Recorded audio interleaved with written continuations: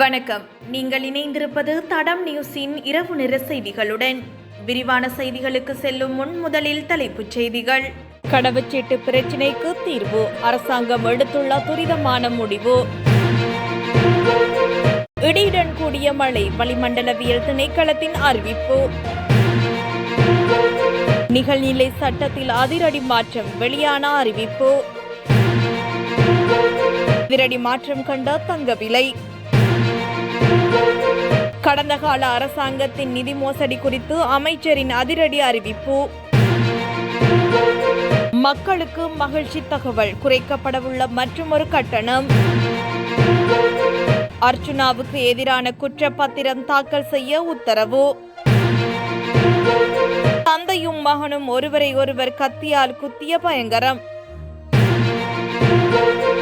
யாழ் இளைஞன் தவறான முடிவெடுத்து உயிர் மாய்ப்பு. தொடர்பான விரிவான செய்திகள். அம்பலாந்தோட்டை ருகுனு ரிவியகம பிரதேசத்தில் தந்தையும் மகனும் ஒருவரை ஒருவர் கத்தியால் குத்திக் கொண்டதில் படுகாயமடைந்துள்ளதாக போலீசார் தெரிவித்தனர். இந்த சம்பவம் நேற்று செவ்வாய்க்கிழமை பிற்பகல் இடம்பெற்றுள்ளது. சம்பவத்தன்று மகன் போதைப்பொருள் வாங்குவதற்கு தேவையான பணத்தை பெற்றுக் கொள்வதற்காக வீட்டிலிருந்த தொலைக்காட்சி பெட்டியை விற்பனை செய்ய முயன்றுள்ளார். இதன்போது வீட்டிலிருந்த தாய் தனது மகனை கடுமையாக திட்டியுள்ளார். இதனால் கோபமடைந்த மகன் தனது தாயை கத்தியால் குத்த முயன்றுள்ளார்.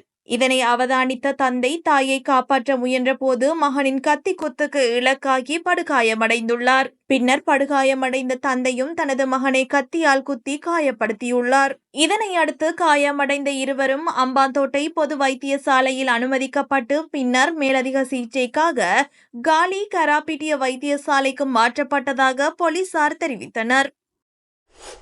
யாழ் மாவட்ட நாடாளுமன்ற உறுப்பினர் ராமநாதன் அர்ச்சுனாவுக்கு எதிராக சுமத்தப்பட்டுள்ள குற்றப்பத்திரத்தை எதிர்வரும் மே மாதம் 28ஆம் தேதி தாக்கல் செய்யுமாறு அனுராதபுரம் நீதவான் போலீசாருக்கு உத்தரவிட்டுள்ளார். அனுராதபுரம் பிரதேச போக்குவரத்து போலீசாரின் கடமைகளுக்கு இடையூறு விளைவித்தமை மற்றும் செல்லுபடியற்ற வாகன சாரதி பத்திரத்துடன் வாகனத்தை செலுத்தியமை ஆகிய போக்குவரத்து சட்டங்களை மீறிய குற்றச்சாட்டுகள் தொடர்பாக அர்ச்சுனாவுக்கு எதிராக இந்த குற்றப்பத்திரம் தாக்கல் செய்யப்படவுள்ளது.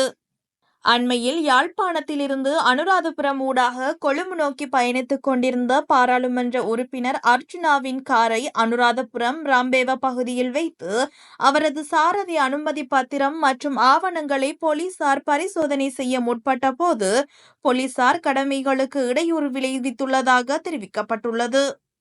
இந்நிலையிலேயே போக்குவரத்து போலீசாரின் கடமைகளுக்கு இடையூறு விளைவித்ததாக அர்ச்சுனா எம்பி மீது குற்றச்சாட்டுகள் சுமத்தப்பட்டுள்ளன. இது தொடர்பான வழக்கு நேற்று முன்தினம் மீண்டும் அனுராதபுரம் நீதிமன்ற நீதவான் நாலக சஞ்சீவ ஜெயசூரிய முன்னிலையில் விசாரணைக்கு எடுத்துக் கொள்ளப்பட்ட போதே நீதவானால் மேற்படி உத்தரவு பிறப்பிக்கப்பட்டுள்ளது. சம்பவம் தொடர்பாக குற்றஞ்சாட்டப்பட்டு தற்போது பிணையில் விடுவிக்கப்பட்டுள்ள பாராளுமன்ற உறுப்பினர் அர்ச்சுனா நேற்று முன்தினம் நீதிமன்றத்தில் ஆஜரானார் என்பது குறிப்பிடத்தக்கது. நீர்க்கட்டணத்தை 10 முதல் 30% வரை குறைக்க நடவடிக்கை எடுக்கப்பட்டு வருவதாக தகவல் வெளியாகியுள்ளது. குறித்த விடயத்தை தேசிய நீர்வளங்கள் மற்றும் வடிகால் அமைப்பு சபையின் பேச்சாளர் ஒருவர் தெரிவித்துள்ளார். மின்சார கட்டண குறைப்போடு ஒப்பிட்டு நீர்க்கட்டணங்களையும் குறைப்பதில் கவனம் செலுத்தப்படுவதாக அவர் குறிப்பிட்டுள்ளார். அவர் மேலும் தெரிவிக்கையில், நீர்க்கட்டண குறைப்பு குறித்து ஆராய குழு ஒன்றும் நியமிக்கப்பட்டுள்ளது. நீர்க்கட்டணங்களை குறைப்பதற்காக நியமிக்கப்பட்ட குழுவின் அறிக்கை அடுத்த சில நாட்களுக்குள் தேசிய நீர்வளங்கள் மற்றும் வடிகால் அமைப்பு சபை தலைவரிடம் சமர்ப்பிக்கப்பட உள்ளது. பின்னர் தலைவர் அந்த அறிக்கையை விடயத்திற்கு பொறுப்பான அமைச்சரிடம் கையளிப்பார் என்றும் பின் அது தொடர்பான முன்மொழிவுகள் அமைச்சரவையில் சமர்ப்பிக்கப்படும் என்றும் தெரிவிக்கப்படுகின்றது. நாட்டின் சில இடங்களில் மாலையில் அல்லது இரவில் மழையோ அல்லது இடியுடன் கூடிய மழையோ பெய்யக்கூடிய சாத்தியம் காணப்படுவதாக வளிமண்டலவியல் திணைக்களம் எதிர்வு கூறியுள்ளது. வளிமண்டலவியல் திணைக்களம் இன்று வெளியிட்டுள்ள அறிக்கையில் இதனை தெரிவித்துள்ளது. காலி, மாத்தறை, களுத்துறை மற்றும் இரத்தினபுரி மாவட்டங்களில் இரவில் மழையோ அல்லது இடியுடன் கூடிய மழையோ பெய்யும் என திணைக்களம் குறிப்பிட்டுள்ளது. கிழக்கு மாகாணத்திலும் மாத்தளை மற்றும் பதுளை மாவட்டங்களிலும் சிறிதளவில் மழை பெய்யும் என எதிர்பார்க்கப்படுகின்றது. நாட்டின் ஏனைய பிரதேசங்களில் பிரதானமாக சீரான வானிலை நிலவும் என எதிர்பார்க்கப்படுகின்றது. மேல் சப்ரகமுக, மத்திய, ஊவா மற்றும் வடமேல் மாகாணங்களிலும், காலி, மாத்தறை மற்றும் அனுராதபுரம் மாவட்டங்களிலும் மற்றும் சில இடங்களில் காலை வேளையில் பனிமூட்டமான நிலை காணப்படும் என எதிர்பார்க்கப்படுகின்றது. இலங்கையில் கடந்த சில மாதங்களாக தங்கத்தின் விலையானது சற்று ஏற்ற இறக்கத்துடன் காணப்படுகின்றது. இதன் அடிப்படையில் இன்றைய நிலவரத்தின்படி ஒரு அவுன்ஸ் தங்கத்தின் விலையானது 8,54,392 ரூபாவாக காணப்படுகின்றது. அத்தோடு 24 கேரட் தங்கம் கிராம் 30,140 ரூபாவாக பதிவாகியுள்ளது.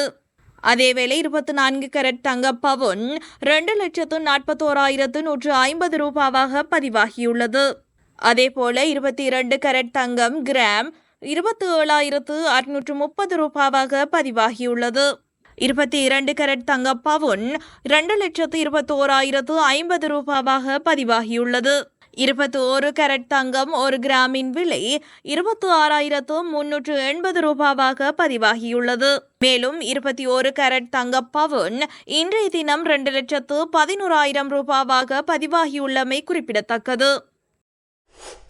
கடந்த கால ஊழல் மோசடிகள் தொடர்பில் விசேட கவனம் செலுத்தப்பட்டுள்ளதாகவும் ஊழல்வாதிகளுக்கு எதிராக உரிய சட்ட நடவடிக்கை எடுக்கப்படும் எனவும் பொதுமக்கள் பாதுகாப்பு மற்றும் நாடாளுமன்ற அலுவல்கள் பிரதி அமைச்சர் சுனில் வட்டகல தெரிவித்துள்ளார்.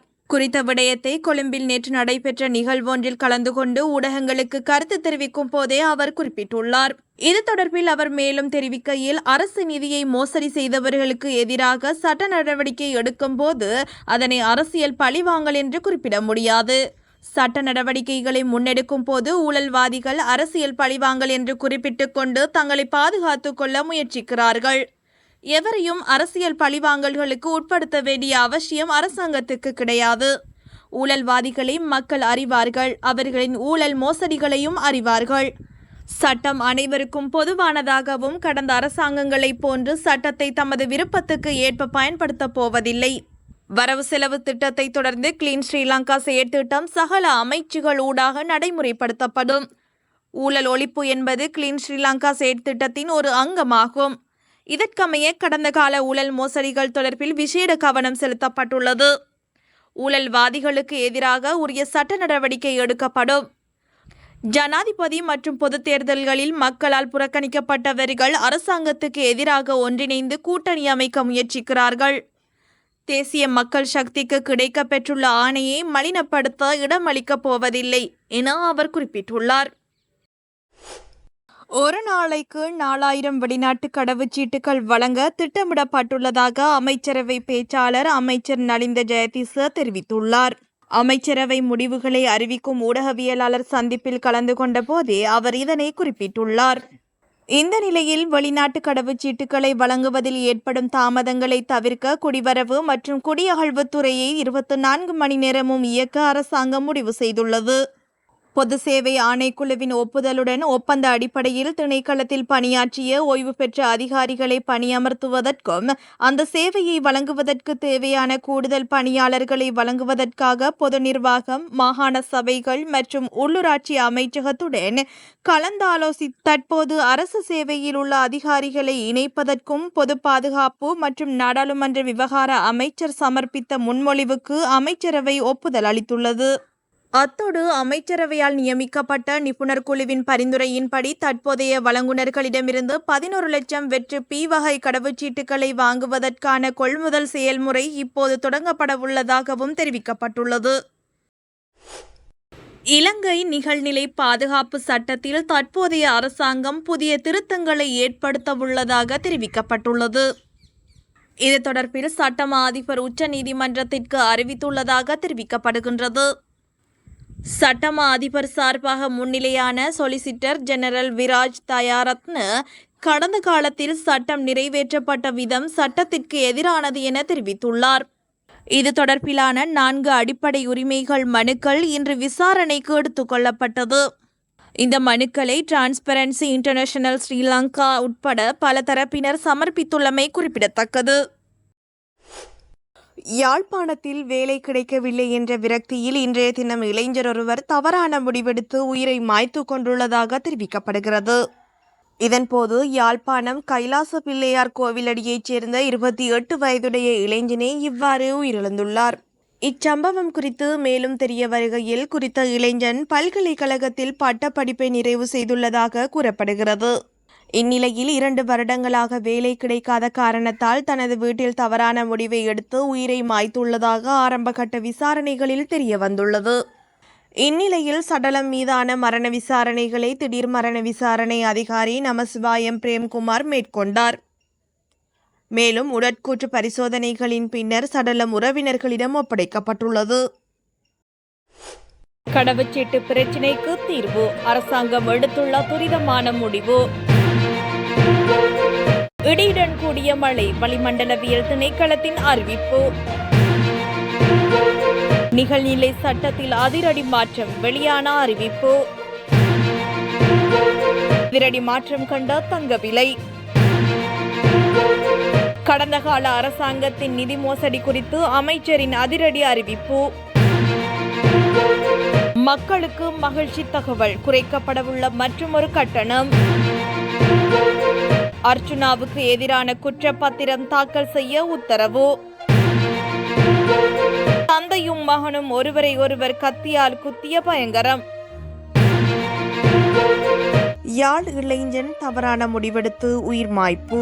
இது போன்ற செய்திகளை தெரிந்து கொள்ள தடம் நியூஸ் சேனலை சப்ஸ்கிரைப் செய்து அருகிலுள்ள பெல் பட்டனை கிளிக் செய்யுங்கள். மேலும் இது போன்ற செய்திகளை உடனுக்குடன் தெரிந்து கொள்ள தடம் fm.com என்ற இணையதளத்தின் வாயிலாகவும் எங்களுடன் இணைந்து கொள்ளுங்கள்.